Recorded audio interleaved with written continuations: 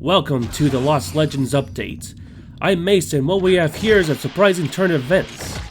I got my hands on the Gwen Stefani build of Malice on PlayStation 2. Boy, it's been over a decade when I first set my sight on this, and it's finally happening. A certified beta build I got my hands on before anyone else? Again? Yeah. Let's talk about it because it's gonna be a long one.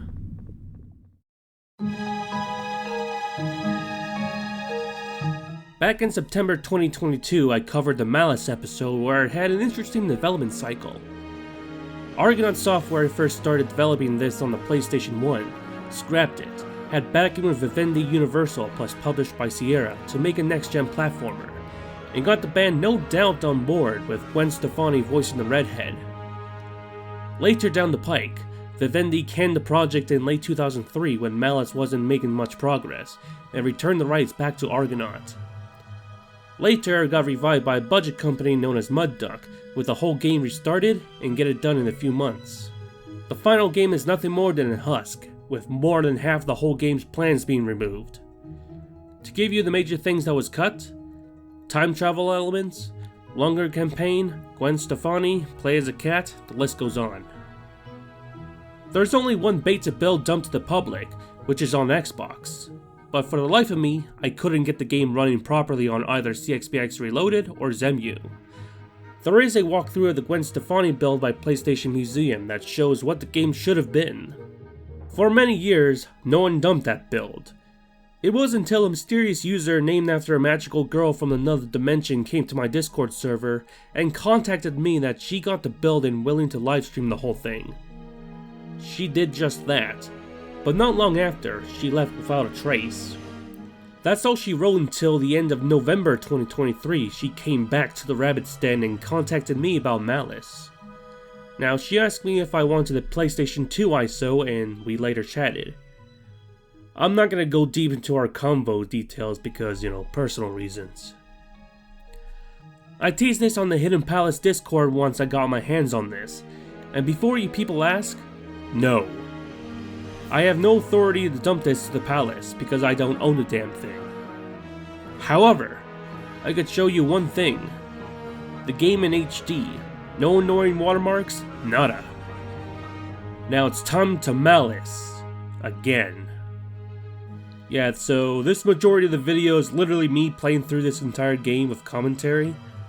Think of it like a Civi video, but it's not a retro FPS and less Beetlejuice praising some nice models. Honk honk.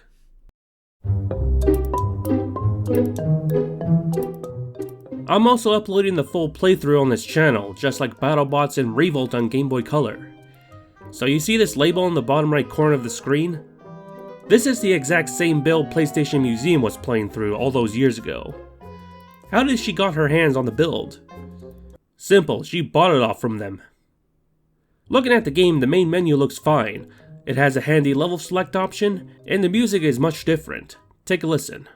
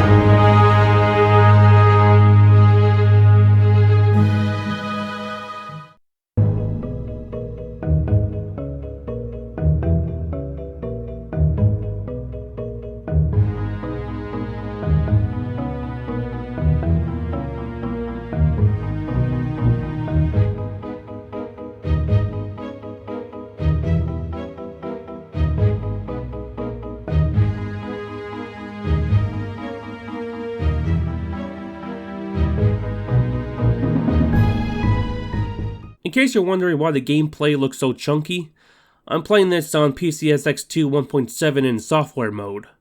Why? Well, during the initial playthrough, the Siren tree doesn't look right, but I'm also betting that the game's bump mapping would also mess with the other objects too, so yeah. Either way, the game looks much better without the post-processing if you watch the main episode. Then you know that was an issue on the emulator. So enough blabbering, let's dive in.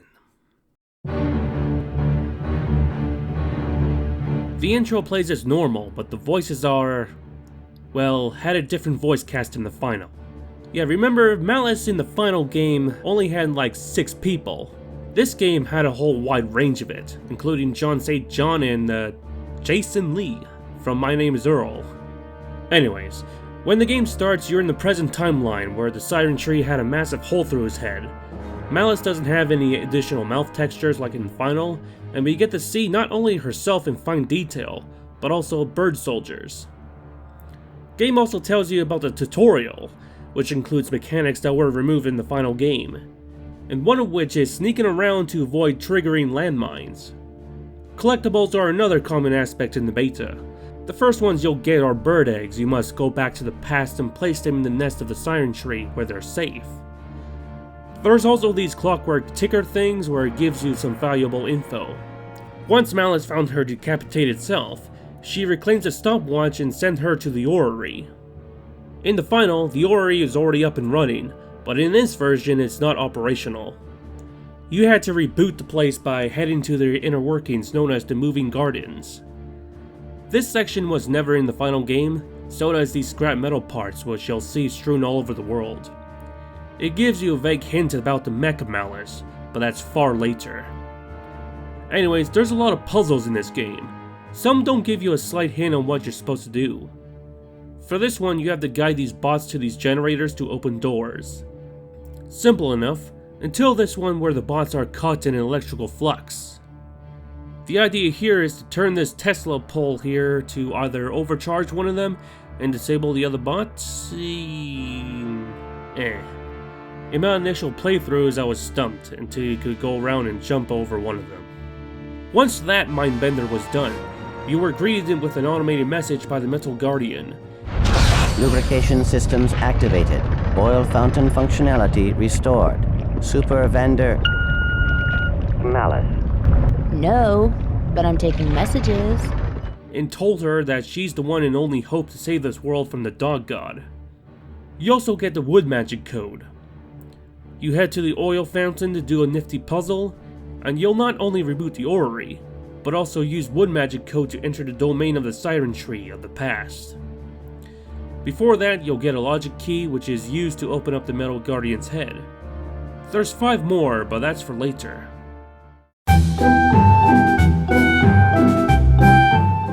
So this weird plant thing is called a seedling. Not only that, but also the witch. Malice told him that she saw him as a dead stump with a train bored through him. The witch backed her claims as she could predict the future. She's right. You're firewood. No! I do not believe it. It isn't true. It couldn't be true. Now, the Siren tree is practically the game's second hub world, where it leads off to different branches similar to the orrery. It also gives you some lore, like these hard plant things giving you 1 unit of health, the witch could teach you magic and some other things. I don't know why there's a phone booth here. However, the grass sharks that was cut in the final are also here. Anyways, the witch gives you the fire elemental code to head back to the present timeline. You platform your way up the Siren tree to place the eggs in the nest. Also, another note, you can also press the L1 button to go back to the orrery if you needed to. I did that, used the fire elemental code, and then catch some eggs falling from a dead tree. Return to the past and the Siren tree is now infected with some purple mushrooms dubbed butt mushrooms. Anyways, I fisted some shrooms, noticed I could kick by pressing circle, and get inside the tree to kick the mushroom boss's ass, as he pooped out mushrooms treated like those pinball bumpers. You can get a temporary weapon called the punch fruit, where Malice starts smacking around uncontrollably. Once defeated, the tree and the seedlings thanks you, and you're rewarded with the mace of clubs and wood magic. A lump of wood. Why did I bother? Ooh, let me feel it. They also told you about another collectible you need to get, which are the 11 seeds. The witch tells you how to do wood magic, how the game's element metagame works, and talk about the 3 great taps that needs to be loosened. The mace has a useful perk to float gently down and doesn't waste magic.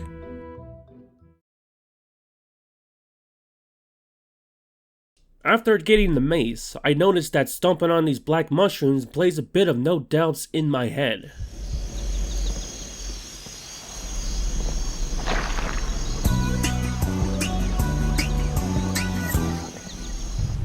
Anyways, I head to this corner of the map and the Juju Man shows up and turns me into Lowly. Creep. Why, if it isn't the little mama who spoiled my fun. They was some good mushrooms. Act the brat with me, and a brat you're gonna be. Time I cut you down to size.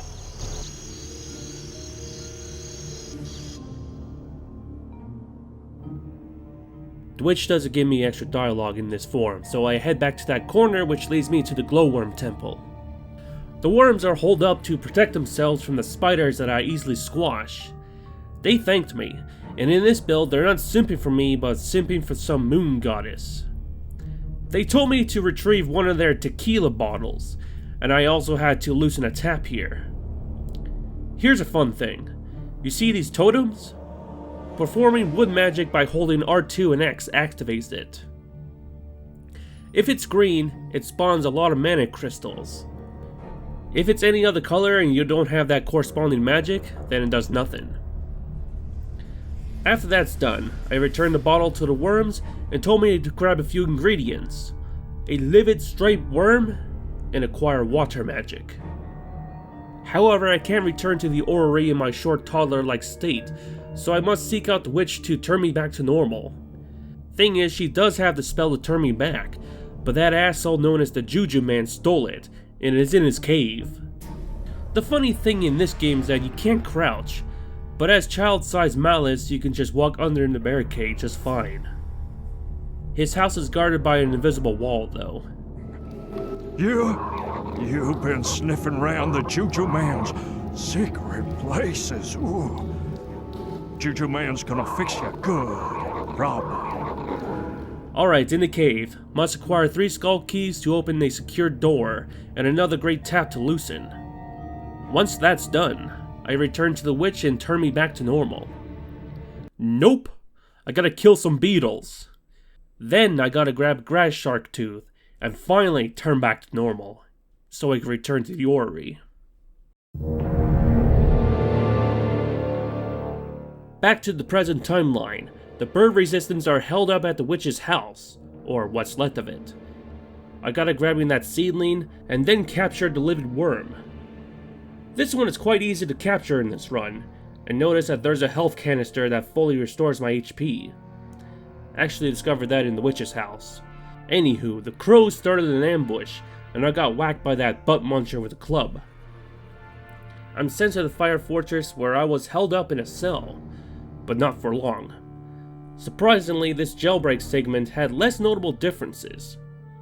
Okay, except the red band crows, the cockroaches in the vents, the sneaking, the one crow that had nailed down his platinum blonde life playing through the TV, though it's not playing for some reason. And the way out is through this blockade where one whack of the mace would set me free. Now you're in the Gloop River, and it's pretty much like the final version but harder, and there's a final great tap at the end. Also, the end of the level extends where the band of bird resistance members are stuck in some valve puzzle to escape. Fellow bird friends said that watch of yours needs fixing. Okay, here's how you solve this puzzle, right? 2, 3, 5, and 1. 2 and 5!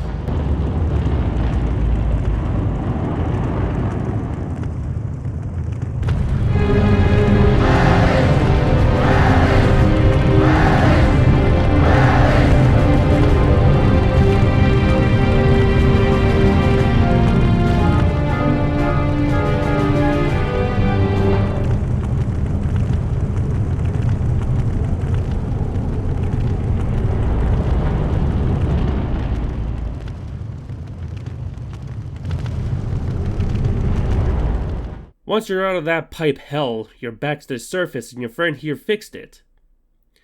You know, I forgot to mention that beta build had some sound bugs. Like some voice lines are lower pitched. That's why I fixed it. You bad, man. I try. Back to the orrery, and I head to the moving gardens because the oil flow has reversed. Before I fix the oil flow, I gotta go do some mind benders, where I had to collect these cog fragments to partially power up the main processor. Not only that, there's also the remaining logic keys to acquire.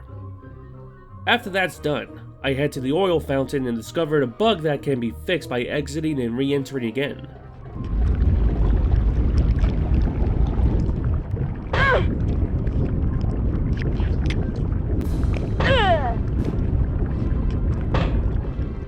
I make my way to the entrance of Pipes and Drums. I got business to deal with cockroaches, rats, and collecting 5 keys and cogs to pass by. I talked to the big cheese here, and without resistance, he gave me the key, and logic key.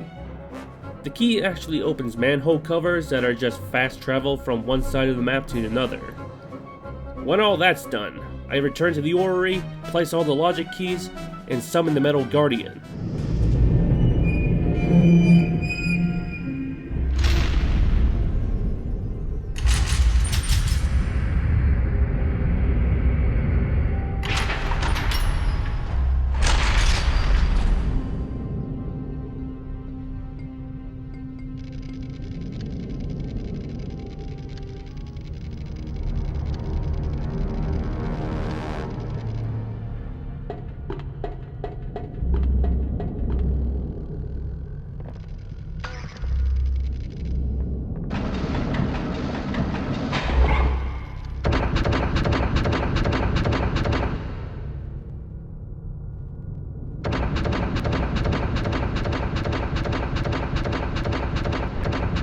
What the hell was that? You call yourself the Metal Guardian?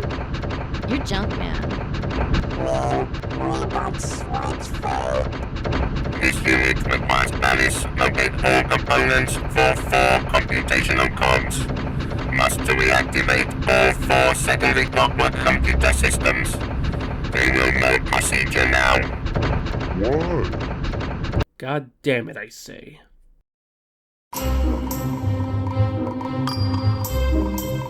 So after collecting this hard thing and whacking this pendulum, it activates. Nope, it says that it needs work to be done, and those coprocessors are the key. The remaining coprocessors lie in Piston Hell. Now here's one of the most innocuous ways to get into the place. Where in the orrery do you get in Piston Hell? The mouth? Nope. One of the portals? Nope. There's a hole in the Guardian's left piston. You get in right there to enter Piston Hell. Anyways, Piston Hell in the final game I say is better than this mess hall here. I was considering using the level select to skip this place because I don't know what to do. Luckily my friend here did help me pass by this place.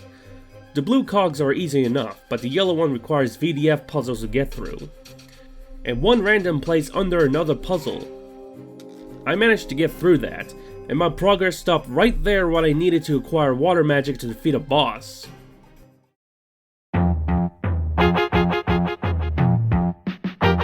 So my friend here does have a whole playthrough of this build of Malice as we speak. One thing I messed up is that in Pipes and Drums after I talked to the big cheese here, I'm supposed to use that manhole right here. I thought that was some pedestal for the logic key, but I will warn you about the whole playthrough that I added a message at this point of the game. I head back to that place and bing bang boom, I'm making progress again. Back on the right track, I encountered the Mecha Malice in a rusty state. Wow. That is one funky suit. It's the business. It's amazing. It's more rusty junk.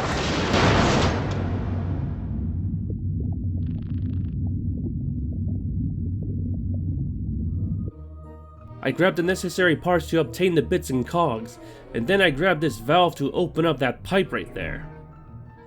Now we meet a cut character who plays a modest role in the story, the Merhag. Bastard crows chained her up and become useless without water. So I gathered these code pods, took a wild guess on the code, and then obtained water magic. Merhag is free and plotting her revenge. So I head back to the past and notice that the crows started to set up shop here. I returned some eggs, and visited the witch's house, but no one's here. Except this monster who resides under the stairs like Harry Potter.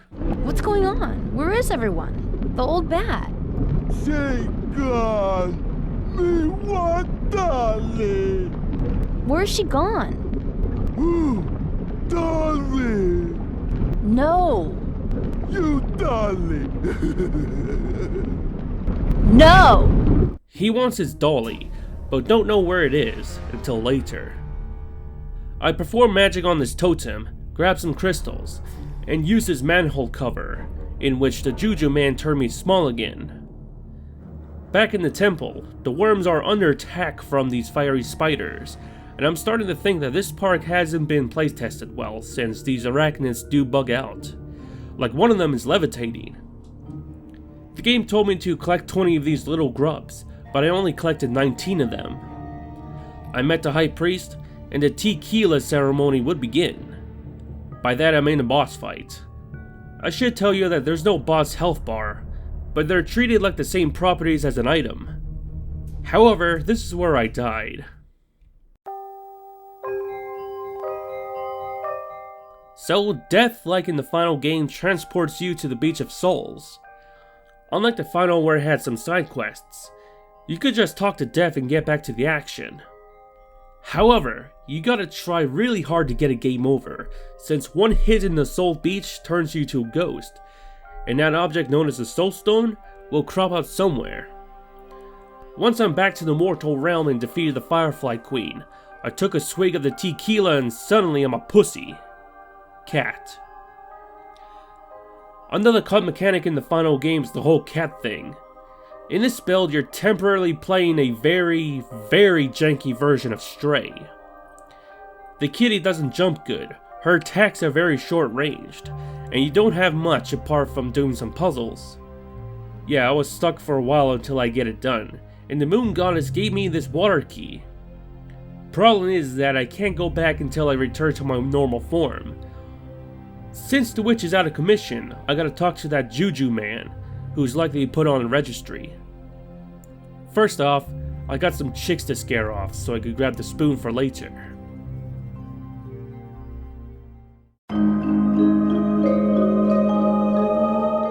Back to the Juju Man cave, and without asking, turn me back to a little girl. But there's some places that are opened, and one of which is this coin in this pipe here to use in a coin slot, which opens the cogs. Oh, the reason why I collect the cogs is to use them as a counterbalance against the assholes spamming lost souls and magic at me. One of which made my head extremely big. Here's another magic spell he could do. Send me back to the PS2 BIOS. Prick. It happened to me a few times, but those cogs are placed close from where I was. So I grabbed them and whacked some bitch with a counterweight.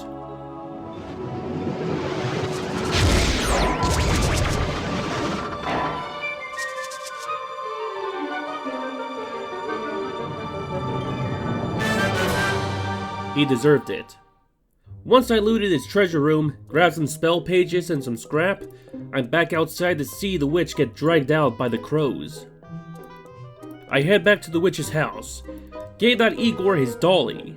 In return, a magic page. This is where the magic book mechanic kicks in, once you had the spoon. You could change back to normal, create items, and all that. I revert back to adulthood, and since there's nothing I could do here, I head back to the orrery to open up Watergate.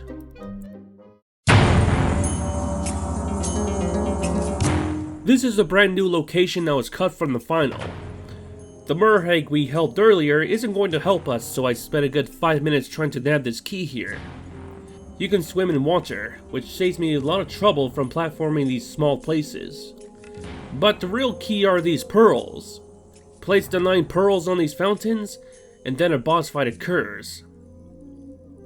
The trick to defeat her is simple.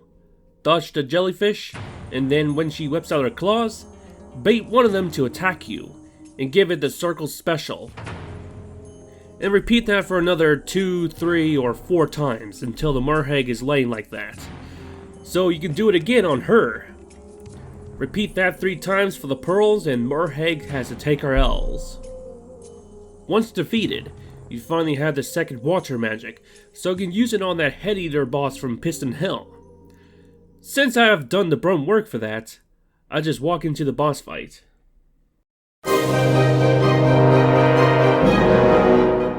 You can walk into this boss room while acquiring water magic, but you can't even hurt him. His health seems intimidating, with a staggering 300 HP, which sounds like a raid boss for this game. Well, guess what? Bastard has health regen too, so the one way to take him down is to spam water 2 in the right moment. Then repeat that until it goes 0. However, Malice destroyed her mace, and she can't float no more.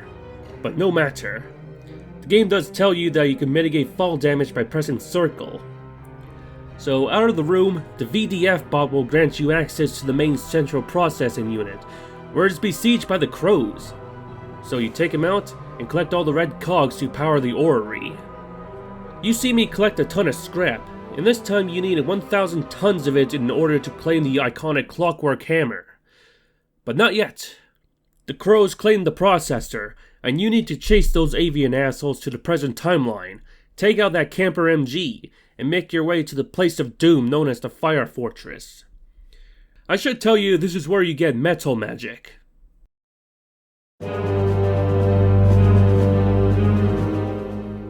Entering this place of doom, there's a lot of firewalls. Literally, these are firewalls. Nothing but water magic can't fix. This is where the game gets a little tougher than before. You see these gun towers? Use water magic to weaken them, and those legs will pop off. One of the ceilings are there because they make this loud sound when one of them's nearby.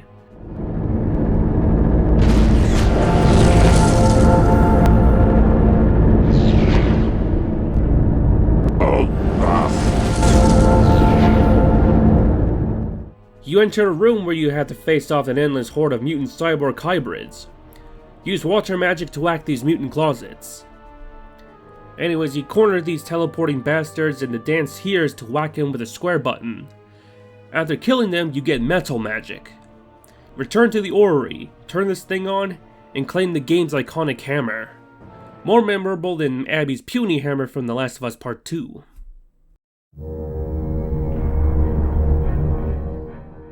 Return to the burning Siren tree, and you're informed that the crows tore the witch like a Mortal Kombat fatality. Not only that, they used the glowworms as bombs. I collected some scrap, grabbed the seedling, opened up a manhole, trudged through the trenches, got me another seedling, in total I have 9, and plow through these mutants until you reach a hole in the wall. Fight off these gunners, and you claim the head of the witch, in which she tells you about her other body parts and mentioning her spellbook. The door opens and you get a cutscene of the dog god announcing his crow troops that they got planes now. Also sorry for the constant heartbeats in the background.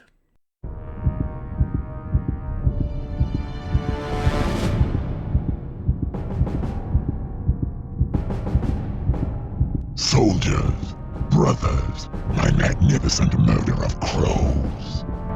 Our time is close at hand. Our plans proceed apace. The bird resistance shall resist no more. But we cannot rest, my friends. Not until the final chick has chirped its last. The bird queen, the slime they call Malice, draws near.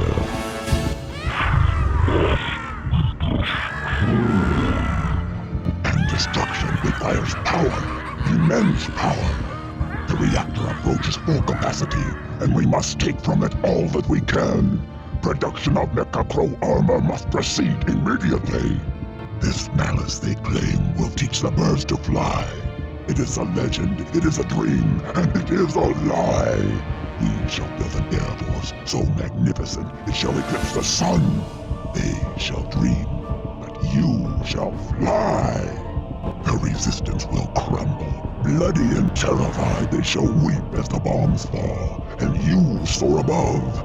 And come the hour of my transformation, we shall be unbeatable, unstoppable. Together we shall rule!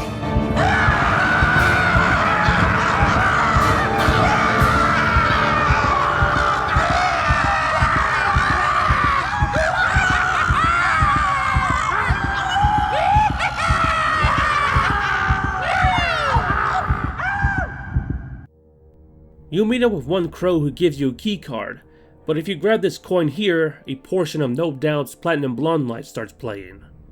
If you collect them all, and walk to this jukebox, I bet they play the whole song. I'm not gonna do that because of copyright reasons. While doing that, the crows and crates have the witch's limbs.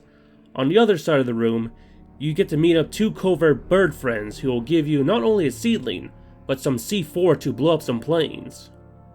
The game tells you that if you fall off too great of a height, then these explode.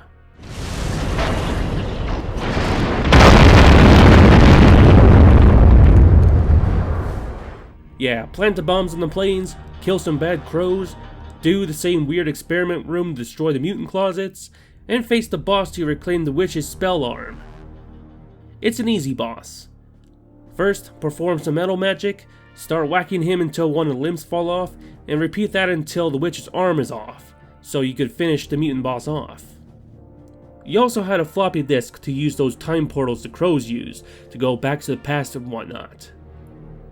Oh, also, you get yourself some earth magic.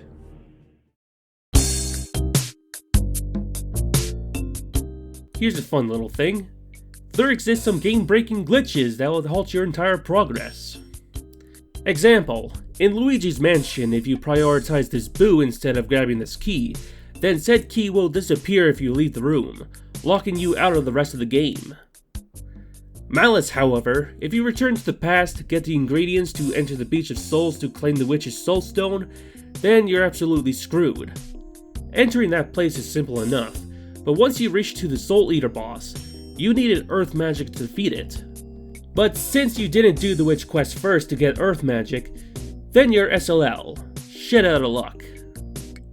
Also, since you're dead, you can't come back to the mortal realm and you're stuck there. That happened to me. Next thing we do is side quest where you perform water magic on the glowworms to free them from their explosive collars. If that's done, you're rewarded with a valuable health upgrade. Also head back to the nest to return some eggs, which also gives you a health upgrade. By this point you should have 12 hearts. The witch tells you about reclaiming her soul stone, which means you have to go to the Beach of Souls. To do that, you need to grab a spell page, which you probably claimed it during the glowworm side quest, one deadly nightshade, and some other ingredients including all of your health to enter the realm. The Beach of Souls is different this time around, and you gotta use this Firefly to that lighthouse to enter the next segment. The next segment requires platforming, and double jumping exposes itself to be awful. Seriously, you can't double jump if you're starting to fall. Remember, if you die in this realm, then you gotta find your soul stone, which is either near or far away. It's dreadful. You need to do some progress by jumping over some stumps and stones to reach to the other section, where you face off the Soul Eater. You also collect the last spell page automatically. The witch tells you to use earth magic, and since you already got that, then this is a no-brainer. You claim the witch's soul stone, and back to the mortal realm. Now I have to collect some Siren tree leaves, because this playthrough I have to start from level select. You just stood right behind the Siren tree where the leaves fall. After that, you head back, perform the resurrection spell, and you bring the witch back to life, and she dropped the final seedling.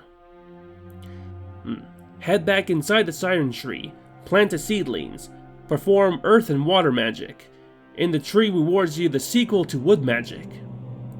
He gives you his seedlings for you to plant in the future, which is beyond the Earth Gate. Back to the orrery to do one thing, unlock Earth Gate. How? Simple. You return to Piston Hell, where it has a new opening that leads to a memory maze. At first it doesn't seem too different from the final game. You had to do a platforming puzzle to collect cogs to open up these platforms here, and then you reach to that door at the other side of the room with 4 cogs on you. The one main difference is that 2 of the red cogs are dropped by these robots. Unlike the final, beyond this place doesn't lead to the Head Eater boss, since we already did that way earlier. It leads to one extra room where I have to activate the Earth Gate by stepping on these switches, and grab this collectible behind these gears that allows me to upgrade my hammer. Also had to do it again because NVIDIA Shadowplay refused to record.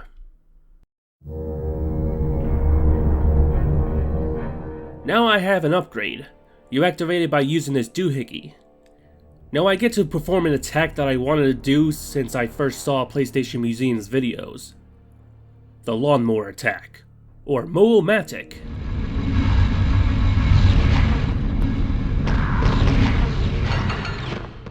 This is an effective attack against these crows, but it's not perfect, which I'll get to later. Entering the Earth Gate leads me to Earth Forest. Again, like in the final version, you need to grab 3 bomb parts, so you can talk to Exploding Ed here to make one and destroy a generator to free the prisoners. The procedure is quite the same in the final, except the prison cell part where you have to plant them seeds by performing wood, earth, and water magic, because these would grow the roots in which will eventually connect to floating islands so you can explore them later. Oh, and here's a clip where the game's physics starting to glitch out.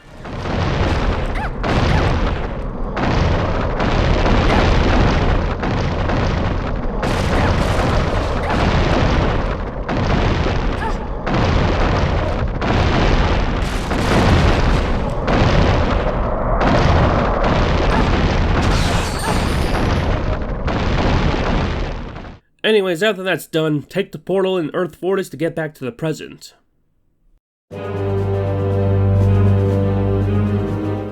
Back to the present timeline, the music is much different, and you're fighting dead bird resistance bodies in your wake. Okay, you already saw them a bunch of times, but the numbers are greater than usual. You breach to the fortress to fight off crows, and remember that bit the lawnmower attack is not perfect? Well, the feathery bastards can stunlock you, and if you whack them with the hammer and try to perform the mower, they recover faster and shoot you, cancelling your attack. This attack should shield their projectiles, but I digress. In the fortress, there's also another portal that leads to Piston Hell. This place holds the processor that powers the Mecha Malice suit. Also, this place also wakes the Metal Guardian. Get that and return to the orrery.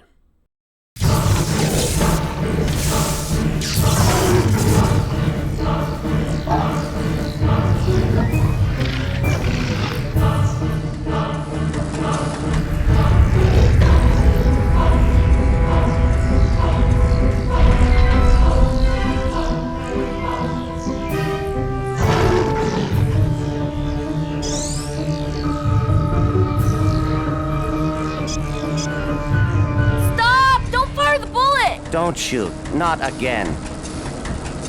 All right, then. You won't? Not if the mighty Malice demands we stop. You're lying. You're right. Malice, help me.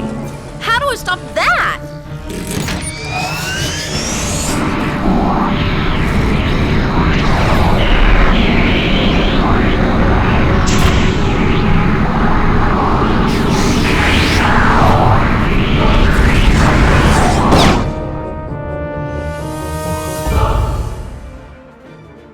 Oh boy, time for another boss fight. Time to put that lawnmower to good use, because unlike the bastard crows, the MechaDog gods charging and drill attacks can be blocked with that. Here's the sitch. You lawnmower the hell out of this boss until the cog meter runs low. Perform water 2 while he's recharging, and then whack these switch plates to activate the death trap.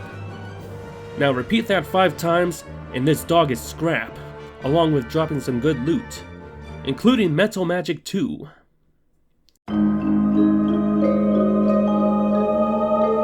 The Awoken Guardian informs you that Siren tree is about to die. Oh, by the way, I was a little late for that when the Juju howitzer already fired the nefarious racks and put a good hole through that tree.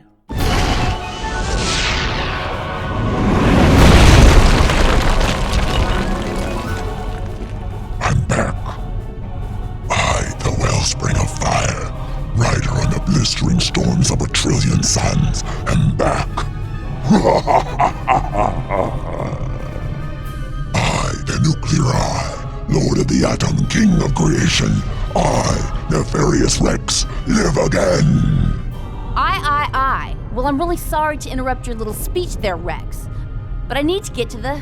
Ah, Malice. Yes, my dear. How nice to see you again. Still trying to pick your head out of my teeth, I see. Embrace the inevitable.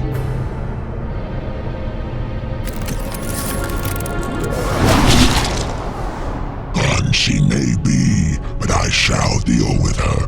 All in good time, my fine feathered assassins. Even though the tree's death is inevitable, the future can be changed.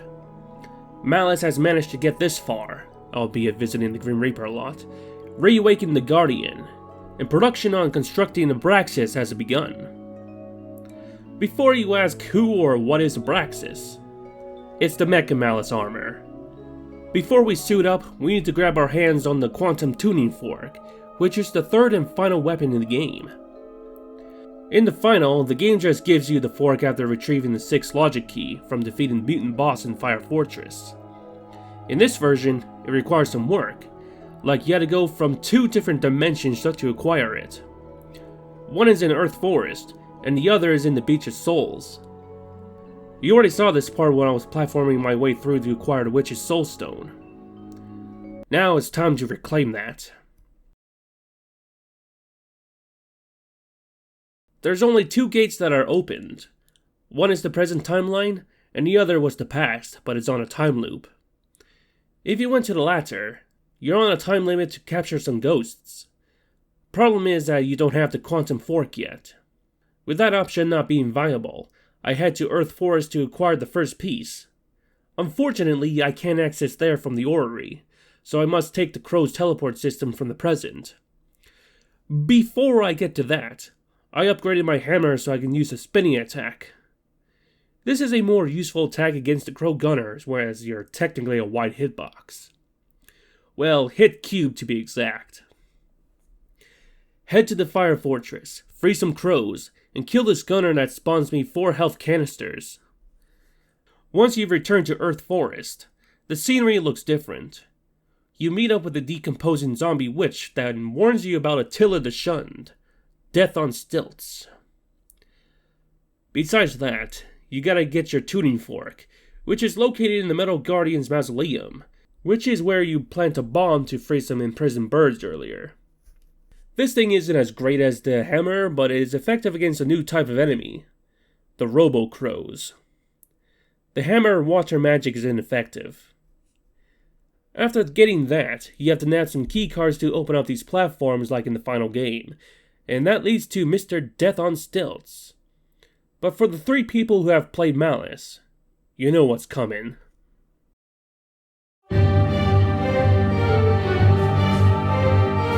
Before I get to there, I discovered another bug. You're supposed to walk up here and a cutscene will play that leads to the loading screen for the boss arena. I discovered that you could skip the cutscene, locking you out of there, so I spent a good couple minutes wandering on this section. I could jump right here and see some untextured meshes from behind this rock wall. One reload later, equip the tuning fork, and don't get too trigger happy by pressing X right here. I reached to the arena. What the Malice, baby! Come back to play. You just can't keep away from me, can you, baby? Juju Man? Not anymore, honey child. Daddy got a promotion to this hellhole. Why did that wooden-bellied jive-ass put his roots down near me? Why? Even after I kill him, he's still ruining my life. Juju Man! Attila, bitch! Attila the Shunned! What are you doing here? The big I am, Mr. Wetnose. He put me here in this awful, miserable hellhole. Tough. But I got more power here than I had upstairs. So you better get running, baby, 'cause Attila's a-coming. Ooh. Kill her, my bony brothers. Kill the bitch. What are you playing at, kitty cat? Ooh, now you're in trouble. You're in real trouble. Guess it's time to avenge my fellow tree by beating the shit out of Juju Man. Juju in the final game is very easy as he already killed his own henchman. In this build, Electric Chair Juju Man had 2 robots guarding him, which are easy to kill. When the Juju Man comes out, he is as cowardly as in the final game, but with 3 attacks. One is raising a wooden wall, another is his electric chair emitting lightning, and the last one is sending out some fast moving skeleton hordes, which adds another count to the Soul Beach visits. To defeat him, you use metal magic to cut down his electric high horse, and do the same thing when he's on the ground. When he's defeated, you not only claim his head as a trophy, but also earth magic too. With him, I'm heading to the Beach of Souls once more, this time putting his remains where he belongs, in the Vortex. Don't ask me how many times I had to get there. Answer? Too much. Hey, where are you taking the Juju Man? Bye-bye, Juju boy.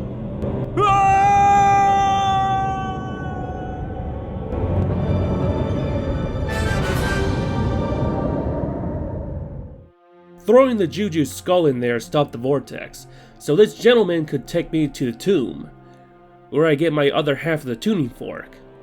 Unlike the final game, it talks, and vote-coded like one of those weird Family Guy videos. Ooh, that feels good. Hello? Hello, what's your name, girlfriend?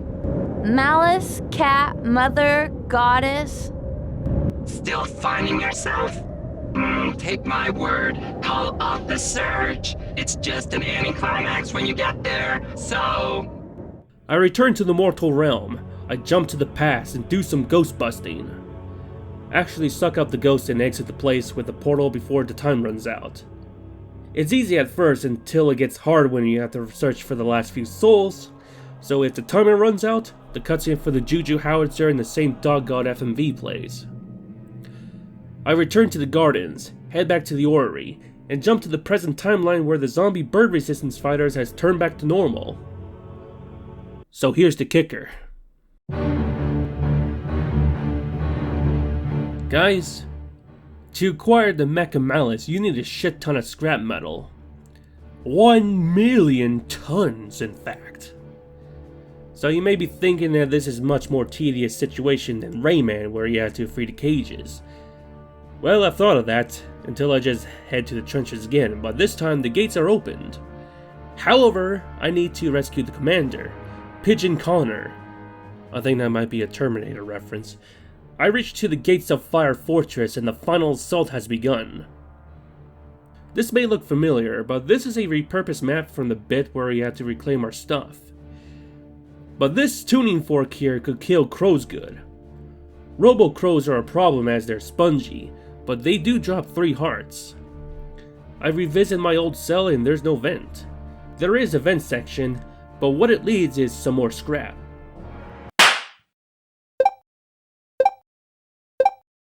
I entered the torture chamber and it's telling me to repel some energy to kill that bastard scientist. I didn't do that because I pressed circle in the right time. Thank you. Thank you. Save it, we've gotta go. I can't go anywhere. Not as I am. What do you need? A ball gown? Come on! You don't understand. I've soiled myself. It's not funny. You've no idea what I've been through. Several pairs of pants from the look of things. I head downstairs to take down a reactor core, and this is where I just skipped this part of the footage since the game started to glitch out again. But this leads to the penultimate boss, the Crow. This is much different than the final, where this is the Crow's boss. His crow spears are just regular crows and I just use water magic at the right time. When the crows are perished, I must use the tuning fork to absorb the energy from the crow and throw it back at him. Bing bang boom, the skeleton bird's dead and give me enough material to construct the Mecha Malice.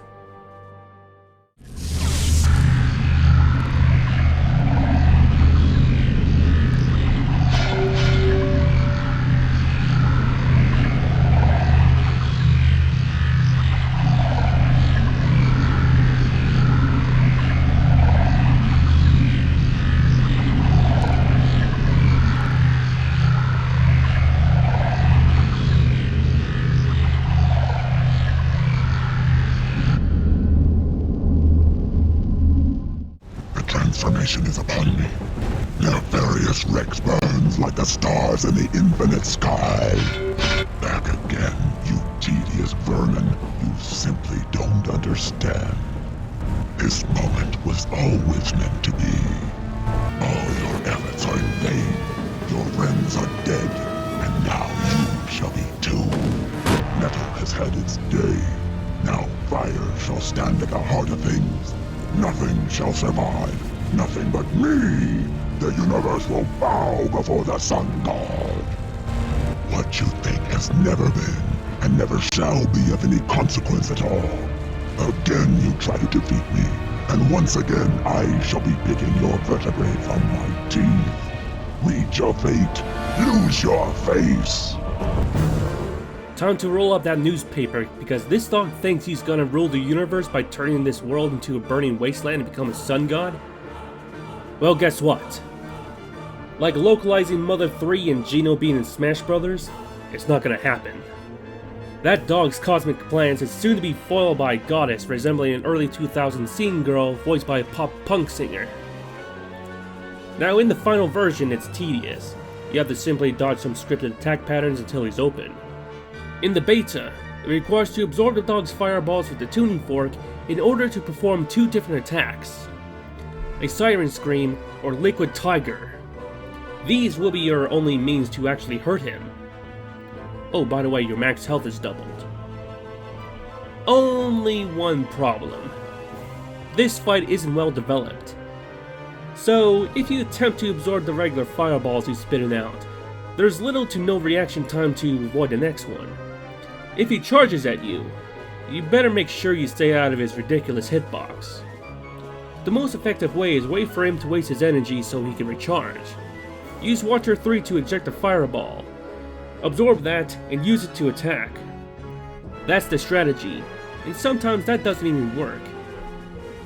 The one strategy for me is that you absorb the fireball, perform water magic, and when Malice is ready to spear, go for the head. You'll take damage, and that's how I did it. You could also attack him if you learn how to dance with the fireballs. Use water magic, absorb fireballs, repeat until it's charged, dodge projectiles, and hit him right there. That doesn't work out for me 90% of the time, because when I got it charged, it's either the one fireball that got me, or Dog God's trampling you. Getting hit means you lost your charge. Now let's show him why her name is Malice.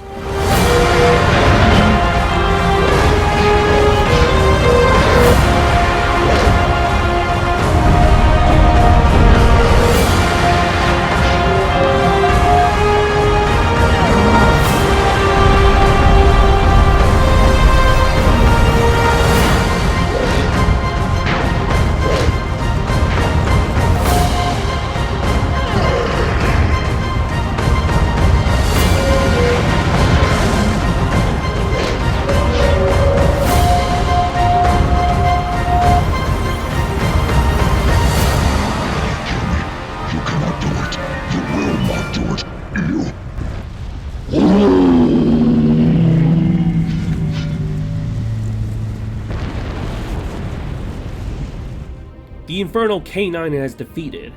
Malice used her goddess powers to restore nature, and most importantly, the world has been saved. Well, it's quite the journey. Surprisingly, it's playable from start to finish. The game itself is very lengthy, giving it a good 8 to 10 hours. Depends on when I upload full gameplay.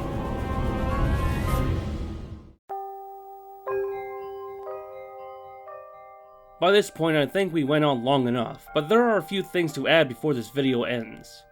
The bonus contents contains the similar contents like in the final, such as the art gallery with some differences, different credits, and the minigames.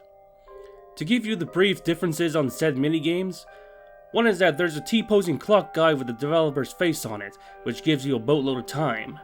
Second is the lighting, which is unfinished.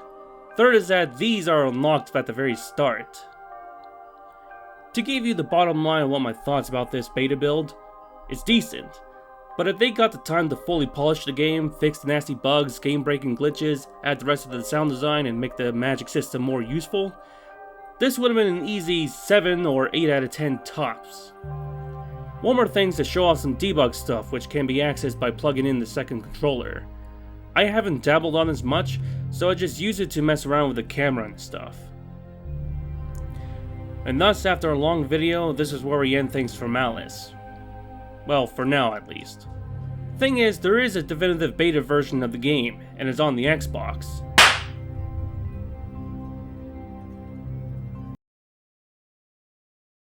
We could have the best looking game with a beta story, and that remains to be seen.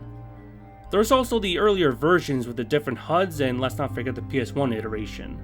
Again, if you're writing down in the comments begging me to dump the build to the public, let me iterate again. No. It's not because I won't dump it, it's because I can't, and I don't own a disc. Even if I decided to dump it, it'll be a complete disrespect to the friend who sent me a gamer's PC worth of cash just to acquire it. Remember, I held respect higher than preservation. If she wants to dump the game to the public or not, it's her choice, not yours.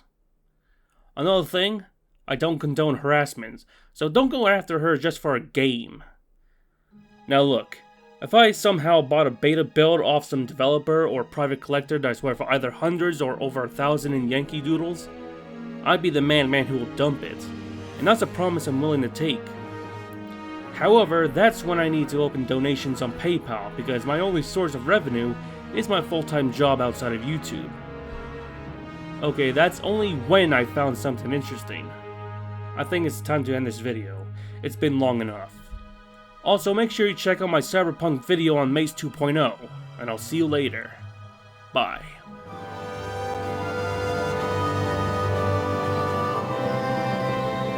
Don't call me mother, just call me Malice.